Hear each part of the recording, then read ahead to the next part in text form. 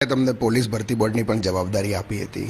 હવે ઉમેદવારોને ચિંતા છે કે સાલું અમારી પરીક્ષાનું શું થશે, કારણ કે તમે જે તારીખ આપી હતી નવેમ્બરના અંતમાં, એ હવે ઉમેદવારોને ચિંતા છે કે સાલું જીપીએસસીમાં સાહેબ ગયા, જીપીએસસી તો બરાબર ચાલશે પણ અમારું કોન્સ્ટેબલનું શું?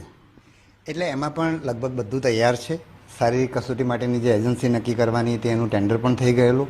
એ 4 તારીખે ટેન્ડર ખોલવાનું હતું, જે કદાચ એકાદ અઠવાડિયું વિલંબમાં આવ્યું છે.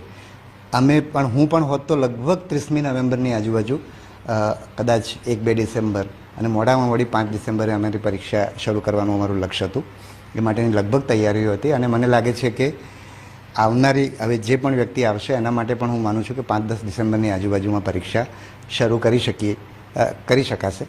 આપણે જાણીએ છીએ કે આ જે આપણી શારીરિક કસોટી છે આપણે શિયાળાના મધ્યમાં લેવા માગીએ છીએ, એટલે જ આપણે ઉનાળામાં અને ચોમાસામાં નથી લીધી. એટલે જે પણ લોકરક્ષક ભરતી બોર્ડની જે પણ જવાબદારી લેશે એ ટૂંક સમયમાં એ શારીરિક કસોટી શરૂ કરશે. અને ઉમેદવારોએ પણ મારી સાથે એવું એટેચ થઈ જવાની જરૂર નથી.